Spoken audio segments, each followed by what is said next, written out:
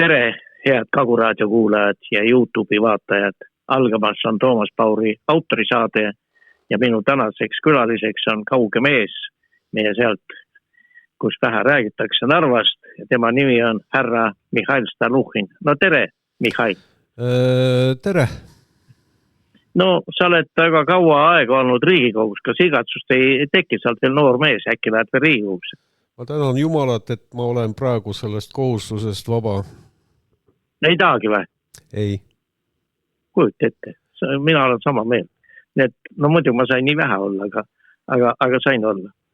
No nii, räägitakse palju õpetajate töötasust ja minister räägib ja kõik räägivad, aga kuidas sina, ma tutvustan ka siis meie kuulajatele ja YouTube'i vaatajatele, et sina oled siis endine Riigikogu liige, õpetaja ja kirjanik.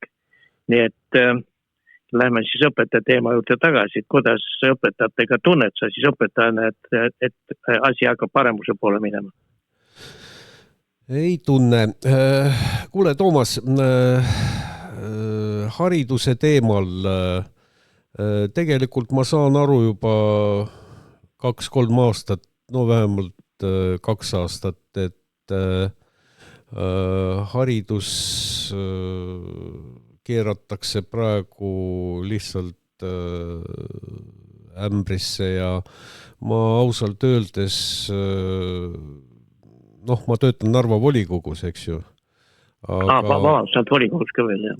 Jah, aga mul on kolleegidega selline kokkulepe, et ma olen üritanud kogu seda asja päästa nii, mis võimalik, vaadata seda, mis praegu toimub, mul pole mingit jõudu. Ja ausalt öeldes, tahes tahtmata ma olen kursis sellega, mis toimub ja konkreetselt meil Narvas on praegu puudu mingi 136 õpetajat ja kooli juhtivtöötajat ja pluss veel mõned logopeedid ja ei kujuta ette, kust nad välja ilmuvad, aga ma auga, ma ei taha selles suunas töötada kohe üldse. Ma kuulasin ja kas see arv oli tõesti õige, mis sa ütles, mul jäi meelde 136 või? 136. See on see haridusministeeriumi kontrolli tulemus, kus selgus mälu võib natikese petta, aga seal, kus nad kontrollisid, seal on umbes 350 töötajat ja nendest siis kolmandik ei vasta kvalifikatsiooni nõuetele. Sellepärast tähendab mitte, et puudu on, vaid lihtsalt nad ei ole tänase Eesti Vabariigis sobilikud. Kui nad ei sobi Eesti Vabariigile, siis tulemus on selge, aetakse koolist välja ja ongi kõik. Praegu on tööst ilma jäetud linna parim keemik, linna parem füüsik, linna parem matemaatik, mis sellest, et aastakümneid on nad andnud inimesi olümpiaadidele ja see ei maksa mitte midagi. Lapsed peavad tundma riigikeelt, mitte füüsikat, keemiat ja matemaatikat. See on ju selge. Jah. No Katrin Raik on siis... Katri, mitte Katrin. Katri, vabandust. Jah. Nii kaua on mööda mulle meelest läinud. Raik rääkis midagi, et olukord ei ole hea, aga kas Narva tänane volikogu koos siis linnapeaga teeb seda osas ka mingit tööd, et teil oleks seal võimalik olla õpetajatena tööl? Õpetajad on praktiliselt riigiametnikud. Koolid on meil valdavalt riigikoolid.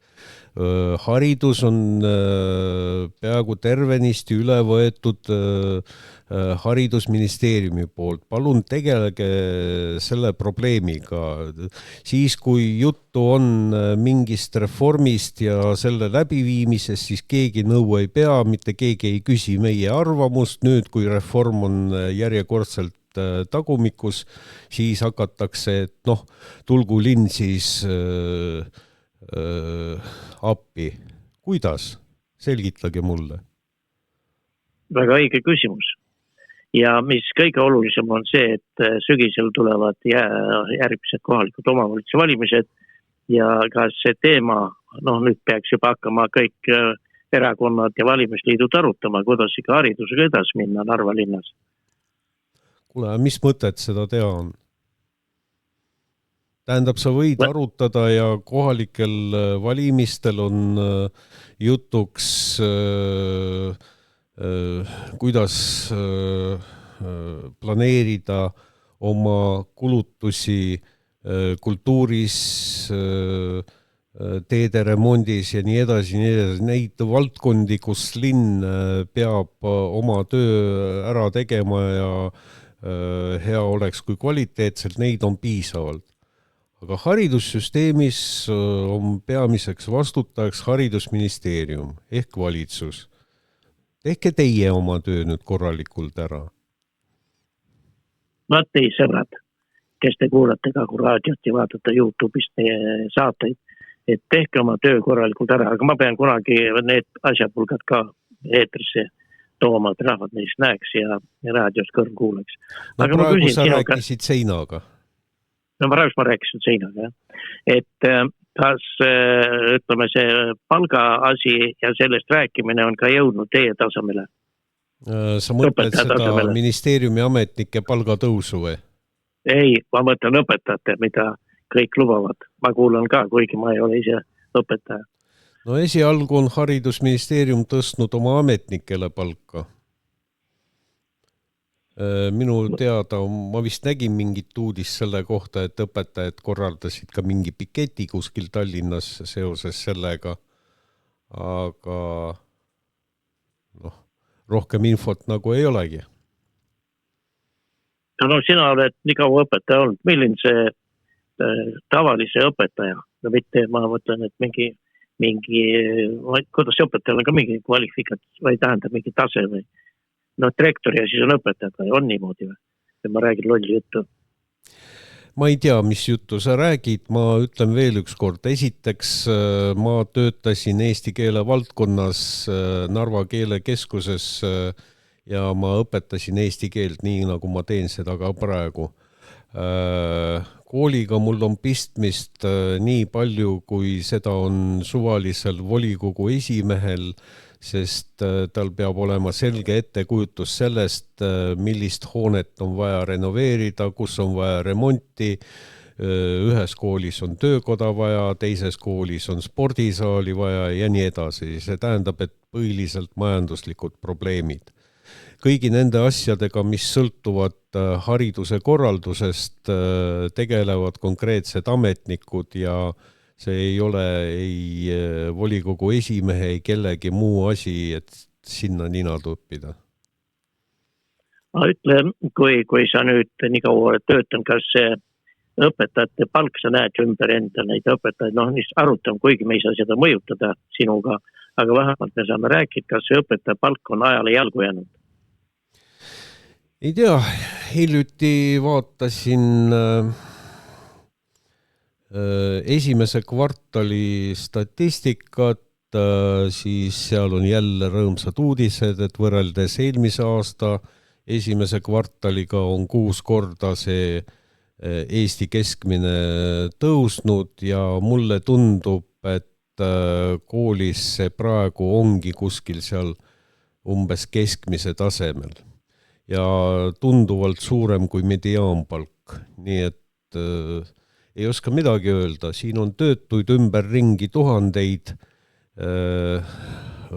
varsti algab see periood, kus inimene on tänulik, kui ta isegi miinimumpalga saab, sest üleüldiselt on sedasama töökohta saada väga-väga raske. Jah, oota palju Narvas elanik oli, 63 000 või? 50. 50. Kunagi ma lugesin, osal ära läinud. Kunagi oli üle 80. Ja nüüd on 50 järgi jäänud. Jah, 89. aastal oli Narvas 85 000 elanikku, nendest 5 000 oli Narva-Jõesus, see tähendab, et puhtalt Narvas, nendes piirides kus on praegune Narva, elas siis 80 000 inimest. Praegu on 50 000. Nutune. Aga ütle mulle, kas sa oled otseselt, kas sa oled volikogu esimees või? Ei ole. Olid ju? No kunagi olin jah, aastatel 2002-2011. No näed, nii pikalt. Et sul on professionaalne kogemus. Kas tänane volikogu on Narva probleemide ja huvide eest kaitsja või ainult eksisteerib? Kuidas öelda, sul on endal Riigikogu kogemus olemas, eks ju, Toomas? On. Ja sa tead suurepäraselt, et Riigikogus neile, kes seal kohapeal on selgelt näha, vot need on need 30%, kes töötavad ja süvenevad ja tegelevad oma asjaga ja vot need on need 70%, kes tegelevad oma isikliku PR-iga ja ei süvene üldse probleemidesse. Mul oli ükskord selline vestlus oma 9. Riigikogus kalli kolleeg Olev Rajuga. Ta oli kogenud mees ja ma läksin tema juurde siis küsima, et milleks meil sellist Riigikogu, kus 101 inimest on, milleks seda vaja on. Me ju kõik selgelt näeme, et on olemas mingi 30 kuni 40 inimest, kes tõesti rügavad tööd ja ülejäänud ainult käivad nupukest vajutamas. Ja toodagi käsu peale. Ja kas poleks odavam vähendada Riigikogu liikmete arvu, viia see 30-ga, sest me olime ühisel arvamusel tollal, see oli 99. aasta kuskil talvel. Ma juba uue Riigikogu liikmena siiski nägin, et tegelikult nii need lood on. Et need 30 inimest saavad ju oma tööga hakkama, milleks neid ülejäänud on. Ja Olev siis rääkis mulle seda juttu, et sa ei saa neid töökaid ja vastutustundelisi inimesi 30 inimest kokku, sest valib rahvas ja kelle rahvas valib, ta ju ei kontrolli mingit hariduse või töökogemuse vastavust sellele tööle, kuhu ta inimese saadab. Ta valib selle, kes räägib talle seda, mida inimene tahab kuulda valija. Nii et kui sa vähendad Riigikogu liikmete arvu 100-lt 30-le, siis see protsent töökaid inimesi jääb samaks. Ja nendest siis umbes 10 inimest. See on meie elu, see on niiviisi korraldatud. Ja täpselt nii nagu Riigikogus, täpselt nii toimub see ka kohalikes omavalitsustes ja on neid, kes saavad probleemidest aru ja nendega tegelevad ja teevad tööd.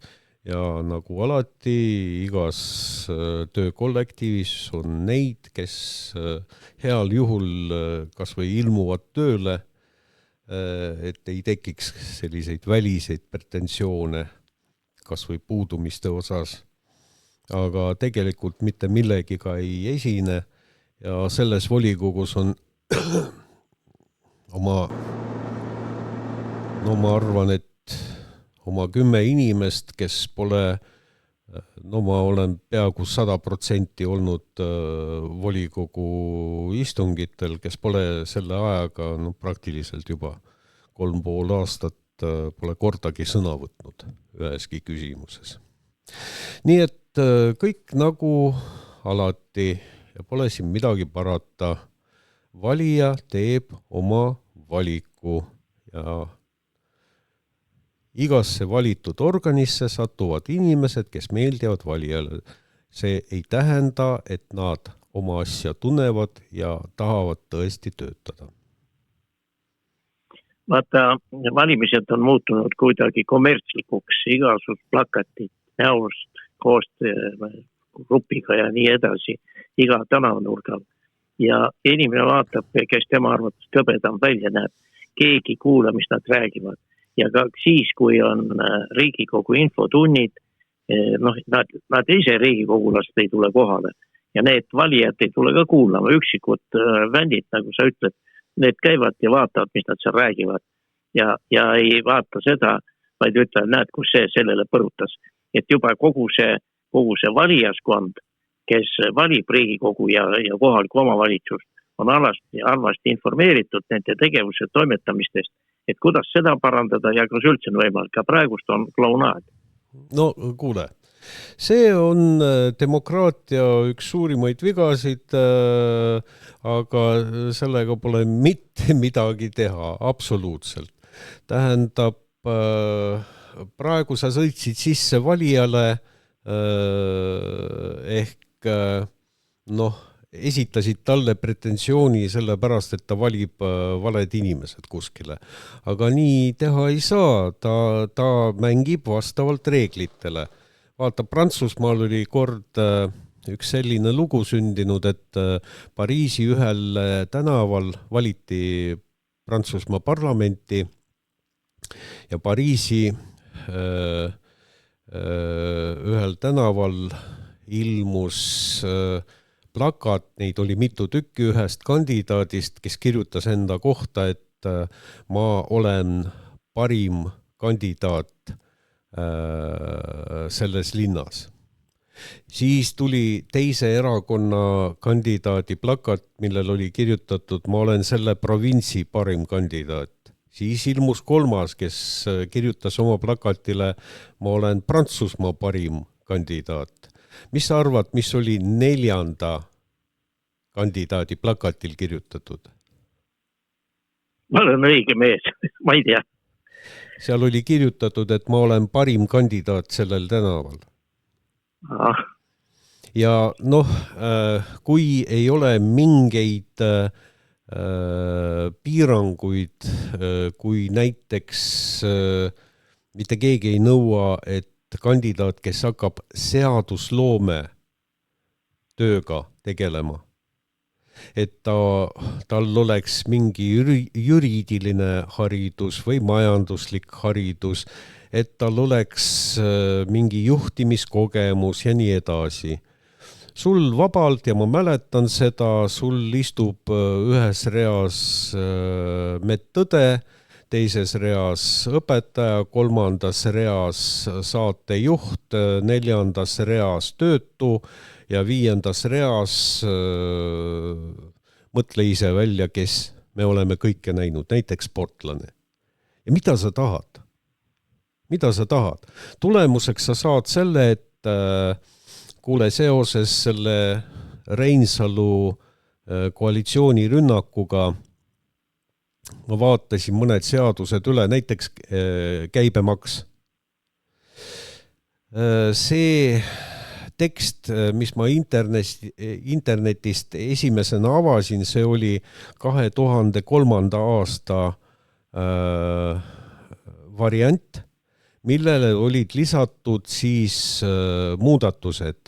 See tähendab iga kord, kui keegi tegi eelnõu käibemaksuseaduse parandamiseks, siis see kajastub seal nendes muudatustes.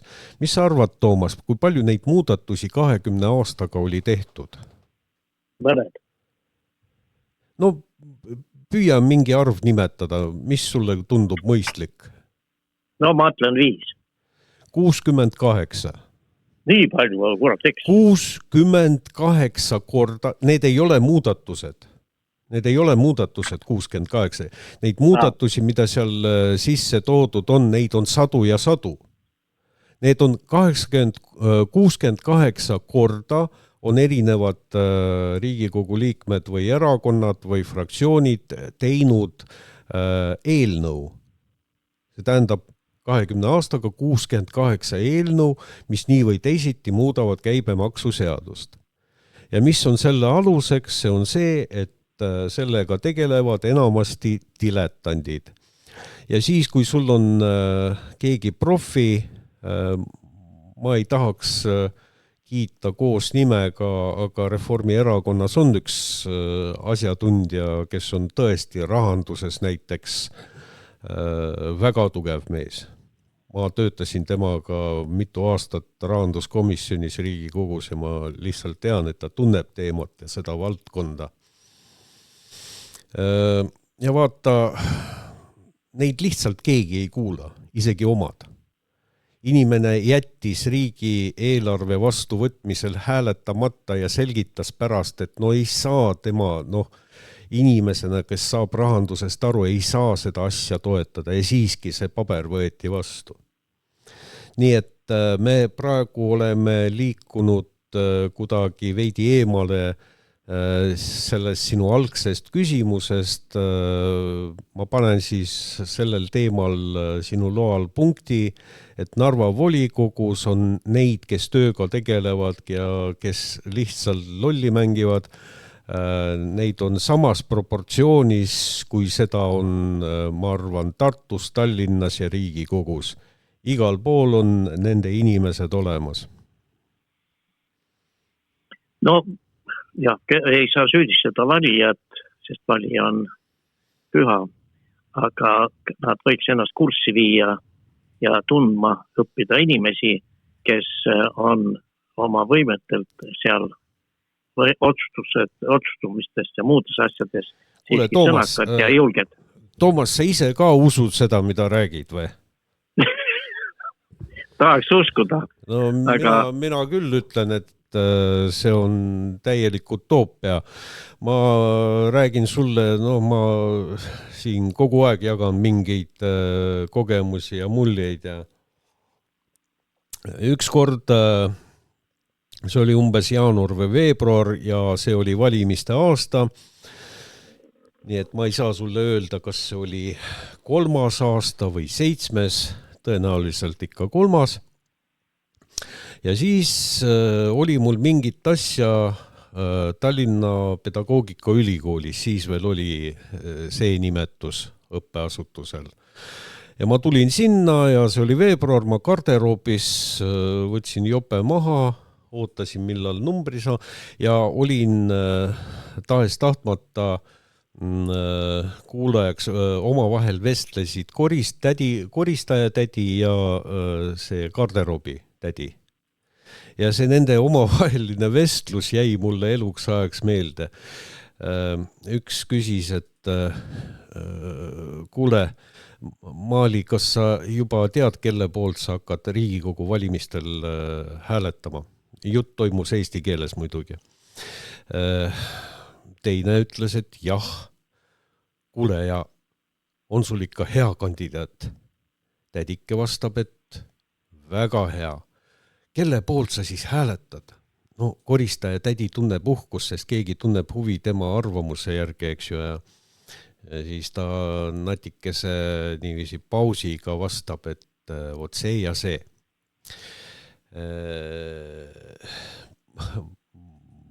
Ma ei hakka siin rääkima, kellest juttu oli, aga see oli üks tolleaegne mõõdukas minister vist mälu järgi.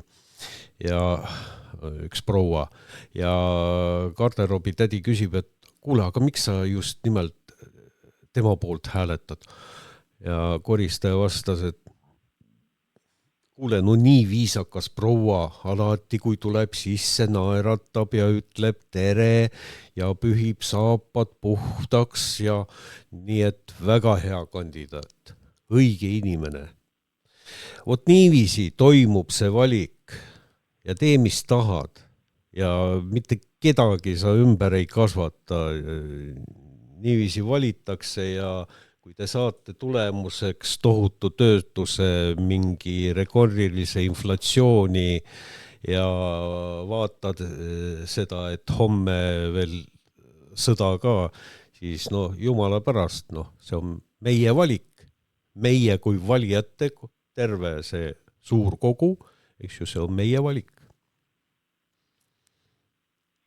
No, oktoobris tulevad kohalikud omavalitsuse valimised. Kas on tunda, et Narvas sellest pingilist olukorrast tulenevalt, mis meil maailmas toimub, eriti siin Euroopa tandril on huvi valimiste vastu või tekib siin veel valimisliite juurde, et milline see seis seal Narvas täna on?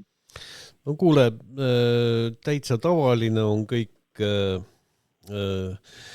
kaks probleemi on kõigil, kes valimistega tegelevad. Punkt 1, rahapuudus. Tähendab, majanduslik olukord on nii kehva, et isegi seda julgust minna sponsorit otsima ja kelleltki raha küsida, seda ei ole, sest inimestel, mitte ainult inimestel, aga ettevõtete juhtidel lihtsalt ei ole neid vahendeid, millega aidata. Nii et siin saab valida ainult kas nimekiri kogub ise mingeid summasid selleks, et kas või midagi teha selles kihutustöös ära või siis võtta laenu, aga laenusid, nagu sa tead, tuleb kunagi tagastada, nii et seda teed ka minna on kuidagi seda vist ei soovi eriti mitte keegi. Nii et see mõjutab valimisi, kohe näha kõik see agitatsioon, mida juba vaikselt tehakse, see on praegu internetis, suuremat võimalust nagu kellelgi ei ole. Siis teine, mida on selgelt näha sellel aastal, on see, et väga raske on leida inimesi nimekirjade jaoks. Ma arvan, et sellel aastal tulevad nimekirjad summaarselt kolmandiku või isegi poole võrra väiksemad, kui seda oli eelmine kord. Paljud inimesed, kes on mitu korda kandideerinud ja moodustasid nagu sellise selle tagala, selle suurema grupi kandidaatide hulgas, eks ju, neil juba kõik need soovid on kadunud ja väga paljud lihtsalt löövad käega ja ütlevad, et aitab juba, sai juba tehtud. Uusi leida on ka väga raske. Nii et ma tean, et analoogsed probleemid on praegu kõikidel ja üks nimekiri, mis tahtis nagu Narvas minna valimistele, teatas, et ei, nad seda ei tee ja mul on selline info, et nad lihtsalt ei leidnud inimesi oma nimekirja. Kuidagi imelik on valimistes osaleda, kui volikogus on 31 kohta ja sul on vähem kui 30, aga kui sul on vähem kui 10 kandidaati, siis mille nimel sa üldse siin rabeled? Arusaamatu ju. Nii et tunda seda sama valimiskampaaniat ei ole veel eriti millestki. Elu on täitsa tavaline ja rahulik. Ma arvan, et meil on ka suvi ees üsna rahulik. Et ütleme, et 6 siis Riigikogu partei erakonda, ma ei hakka neid nimeta, need kandideerivad kõik siis? Ei. Mis sa nüüd? Meil kandideerivad ainult Reformierakond, ma ei tea, kust nad inimesi endale saavad, aga tõenäoliselt saavad ikka kellegi, kui juba hakkasid selle tööga tegelema, ja Keskerakond ja teisi erakond, see ei ole Riigikogu erakond, eks ju, aga ta on ametlikult täitsa olemas, erakond koos. Nii et 3 erakonda ja 3 valimisnimekirja. Sots ei olegi või? Sots ei olegi? Ei, mis mõttega? Meil on ju siin Katri Raigi nimekiri. Teil on siis valimisnimekiri on ka veel siis? Leitusid vabandust. Eelmine kord ta sai mälu järgi 44% häältest kõige rohkem ja 15 mandaati 31-st, nii et imelik on seda kogemust omades hakata midagi muutma. Mis töötas üks kord, see ju võib täitsa olla töövõimeline ka seekord. Nii et mida siin sotsidel teha? Valimisliit, sina oled ka valimisliit, eks ole? Jah, see on... Palju neid on? Keda? Valimisliite kokku? 3. Esialgu 3. Praegu me teame 3. Iga kell võib välja ilmuda veel mingi arv valimisliite, aga keegi ei tea, kui palju. Praegu 3. Selge. No siis ütleme, et väga tõsine siis valimisvõitlustel seal ei tule 3 erakonda ja 3 valimisliitu. Aga ikkagi. Jummal. Kui keegi konkureerib, siis võitlus tuleb nii või teisiti. See ei sõltu ju nimekirjade arvust, olgu neid kas või 2. Võitlus jääb ära siis, kui valimistele läheb üks ainus nimekiri ja on ette teada, et nad saavad kõik kohad ja ongi kõik. Aga kui on rohkem kui 1, siis ikka midagi juhtub. Aga kui palju see mõjutab, et võeti Riigikogu poolt vastu seadus, et Venemaa ja Valgevene kodanikud ei saa hääletada? Palju selliseid Narvas on? No eelmine kord meil oli valijate nimekirjas 44 500 millegagi valijat. Seekord on 28 000, jah? 28 ja veel, mitte ümmargune arv, seal on üle selle veel. Nii et 3 nendest, kes käis valimas 4 aastat tagasi, nendelt võeti see õigus ära. No ütleme, et 10 000 inimest või enam. 15, Toomas. 15, jah.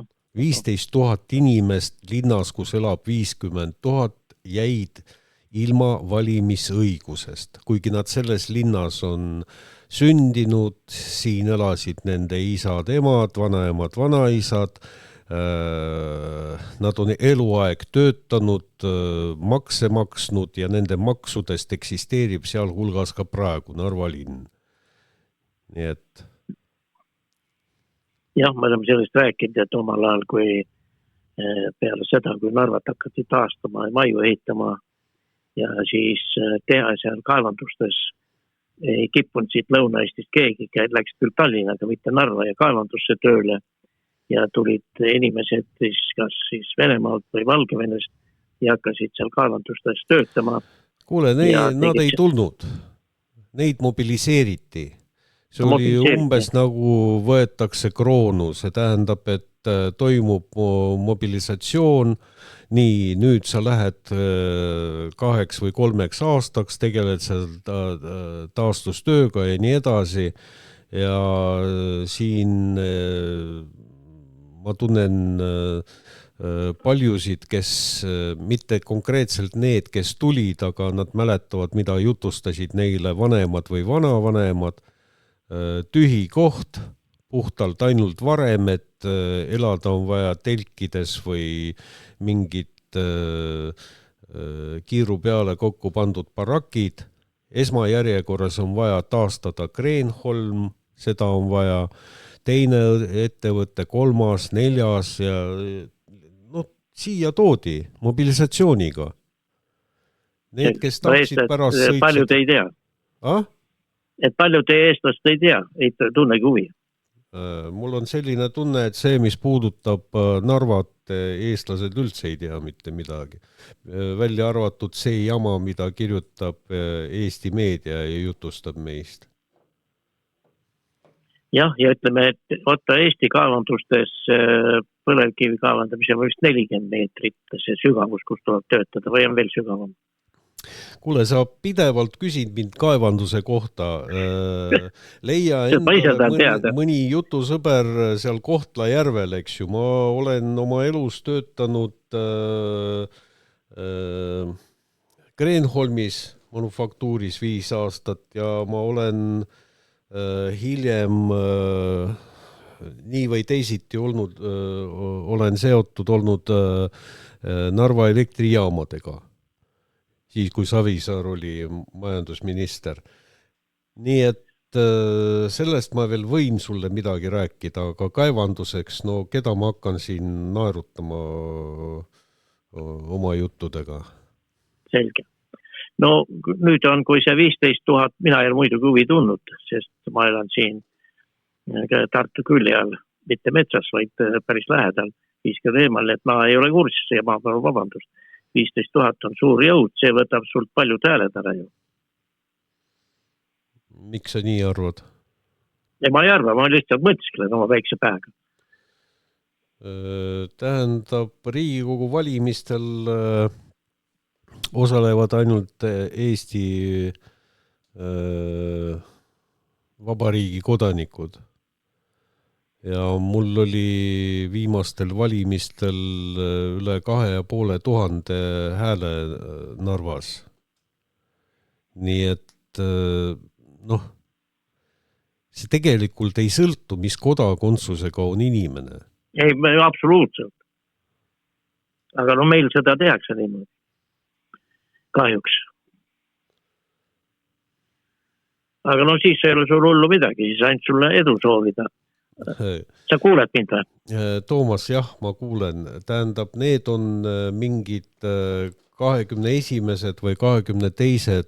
valimised minu elus, eks ju.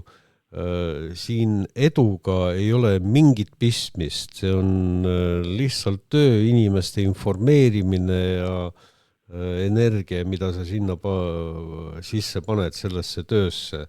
Ja see, kuidas inimesed sind siis näevad kuidas nad sind ette kujutavad. Ja kui see pilt langeb kokku, 2 pilti, see ettekujutus ja see, mis on reaalsus, eks ju, no siis on ka see tagasiside väga kindel ja arusaadav, et siis võib rääkida heast tulemusest. Ja mul ei ole mingit kahtlust selles, et seesama Mihhail Stalnuhhini rahvanimekiri valimisliit, et me võidame need valimised. Lihtsalt nii see on. Jah, aga ma hindan sind, ma olin sinuga Riigikogus 3 aastat ja ma pean ütlema, said mul selja taga äärmiselt töökas ja alati küsisid ja mis konkreetne mees, et selliseid mehi ongi vaja riiki juhtima, aga sa ise nägid ka. Aitäh. Ja oledki tubli mees. Ja, oledki. Ma ei sobi aga sinna struktuuri. See põhimõte,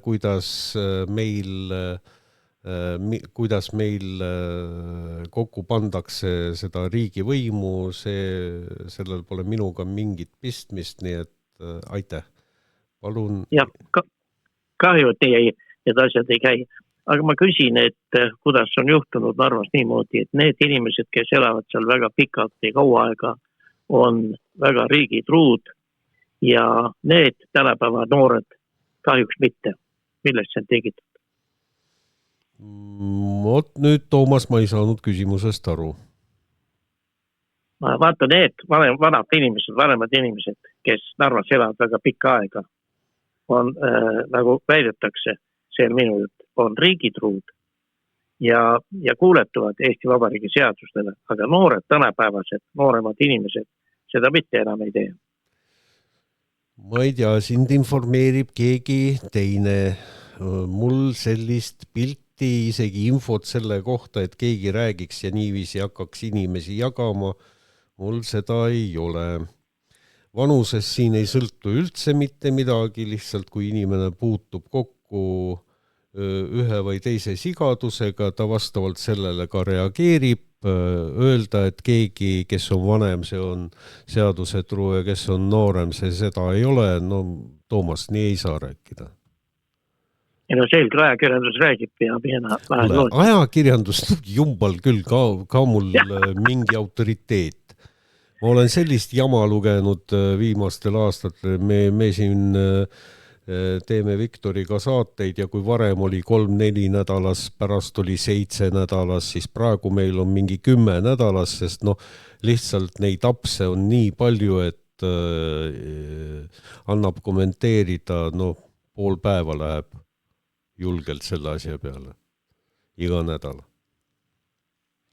Oled sa ise õigeusu mees? Olen mitte just nii, et fanaatiline, aga õigeusk, see on minu jaoks, see on ajalugu, see on kultuur, need on kombed, tavad, nii et jah, ma olen õigeusklik. No kui ma ausalt tunnistan, kui ma olin Riigikogus, siis ma käisin väga tihti siis üle tee õigeusu kirikus ja mulle meeldis see miljöö, mis seal kõik oli, see kogu see ülesehitus. Ja nüüd ma küsin, et kas Läänemets ei ole seal käinud, sotside siis juht, või on ta saanud mingi korralduse, et tal on tekkinud selline viga? Kuule, mul on täiesti ükstapuha, kus ta käib või kus ta ei käi. Toomas, tõega. Ja ma ei hakka seda arutama igal juhul. Need otsused, mida riigimehed vastu võtavad, ei pea sõltuma sellest, kas ta on kuskil käinud või ei ole. Ta peab tegema seda, mis on kasulik tema riigile. Ja kui ta arvab, et kirikut jälitada on tark tegu, siis see on tema õigus. Ja selleks andsid talle mandaadi mingi 3 või 5 või ma ei tea, kui palju mitu tuhat inimest, kes hääletasid tema poolt. Nii et millest me räägime? Käib ta kirikus või ei käi ta kirikus? Jah, aga see on muidugi pikem teema, aga nüüd on teil toodud sinna ka väeosa sisse. Kas sa tunned, et sul on hea turvaline olla? Veel ei ole. Veel ei ole sisse toodud. Sellel nädalal me pidime teadma saama, kus kohas konkreetselt see hakkab asuma.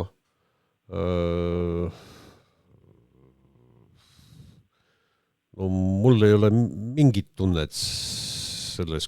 Tähendab, kunagi, kui ma olin Keskerakonnas ja kui erakond oli valitsuses, siis see, et ma nõustuksin sinna sellesse liitu minna, seal olid kohe täpselt sotsid ja veel keegi, vist EKRE.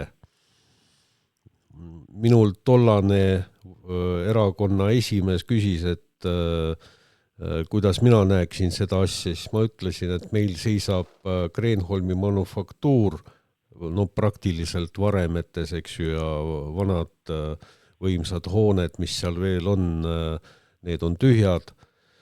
Et toome üle politsei akadeemia, siis oli küsimus teravalt sellega seotud, et see kompleks, mis on Tallinna lähistel, et see oli amortiseerunud ja riigil oli vaja mõelda, kus see uus välja ehitada ja mida nendega edasi teha.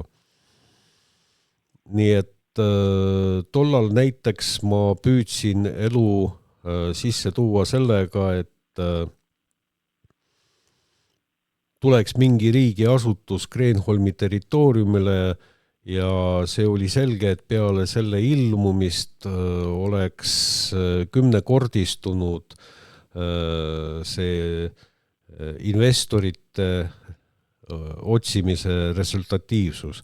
Siis, kui riik oleks sinna tulnud sellele territooriumile, siis oleks ka välismaalt investorid julgenud sinna investeerida ja meil ilmuks mitte ainult palju objekte, aga see varemete kogu, mida endast praegu kujutab Kreenholmu, sinna oleks tulnud tagasi kogu elu. Aga praegu ma lihtsalt ei tea, kuhu see linnak kavatsetakse ehitada ja ausalt öeldes need 200 inimest, kellest on räägitud, neid linnas, ma arvan, pole isegi näha siis, kui nad siia tulevad. Ütleme, et nagu sa väitsid, et hetkel elab Narva linnas 50 000 inimest, see on siis ka, tegelikult on Narva 3. linn Eesti Vabariigis Tallinna ja Tartu järel, aga ometi riigi huvi on see nii väike, millest see tingitud, nagu sa ütles, Narva hooned võimas omal ajal töötas, palju seal töötas, 12 000 inimest? Kreenholmis või? Jah. No siis, kui mina seal töötasin, siis oli 13 500. No milline jõud ja nad on veel, ma käisin kunagi vaatamas, need ei ole nii, et kukub kivi pähe. No, ikkagi täitsa. Ma rääkisin sulle kunagi, et me oleme kaotanud need ettevõtted suuremad, mida ma sulle nimetasin, 28 000 töökohta on linn kaotanud selle taasiseseisvuse ajal. Ja noh, sellel foonil näib täitsa loogiline, et elanikkond on ka vähenenud 80 000 – 50 000.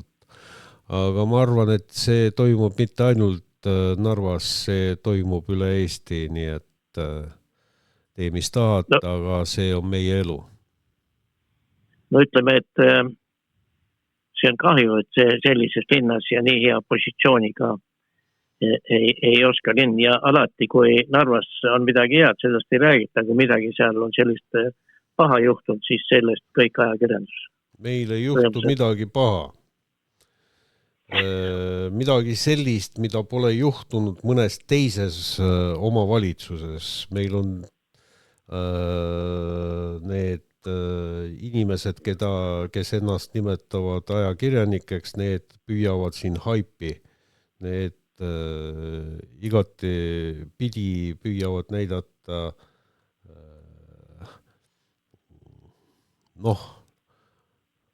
tead, üks läheb loomaaeda ja teine läheb džunglitesse, aga see, kes loomaaias on, see tahab ikka, et lugeja, kui ta loeb tema kirjeldus sellest käigust, kujutaks teda ette nii julge ja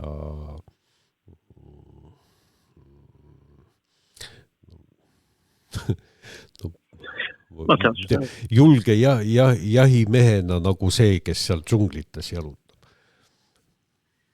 Aga kuidagi on see Narva piir kuidagi õblukusest tehtud, et varsti pääsegi enam sealt läbi, et no pole minu arvates ja paljude eestlaste arvates pole seda vaja, aga kuna seal samas käe ulatuses, et miks seda nii tehakse? Kuule, sa küsid minu käest. No sa oled volikogu liige. Jah, volikogust see ei sõltu. Kogu see sitt, mida on kokku keeratud Narva puhul, sellel on kindel adressaat alati olnud. Ega narvalased ei müünud Kreenholmi ja pannud seda ettevõtet kinni aastate jooksul. Ega narvalased ei keeranud kraani kinni selle sama Narva elektrijaamadega ja kõik see kogemus ja kuldne kaader, kes seal töötasid, kõik on saadetud pikalt, eks ju. Ega Narva ei olnud see, kes pani kinni piiri. No see kõik tuleb ülevalt. Stenbocki majast või Riigikogust. Nii et aitäh muidugi. Juhtisid tähelepanu. Aga enam Keskerakonna liige ei ole ja muidugi nii alatul põhjusel, nagu Jüri Ratas seda tegi, kes kandis küll palki oma turja, ma ei tea, kui raske ta oli, aga juhtida ei osanud ja mille tulemusena kaotati väga häid ja tublisid inimesi erakonnast. Ja mul on ka kahju, kui ma kuulsin, et sina oled erakonnast lahku. Jüri Ratas oli selle asja juures, aga ärme me siis Toomas unustame, et peale tema seal oli veel oma 12 inimest, kes olid erakonna juhatuse liikmed. Ja minu väljaheitmise poolt hääletasid mitte ainult Ratas ja Aab ja Toots ja nõnda edasi, aga need olid ka Yana Toom ja Mihhail Kõlvart ja kes seal veel oli? häbi. Siukene mees, kes tegi Riigikogus nii palju tööd, ma nägin seda oma silma, kõik küsis alati kohustundlik ja see oli. Ja nagu sa tead, ei ole mina ka enam Keskerakonna liige.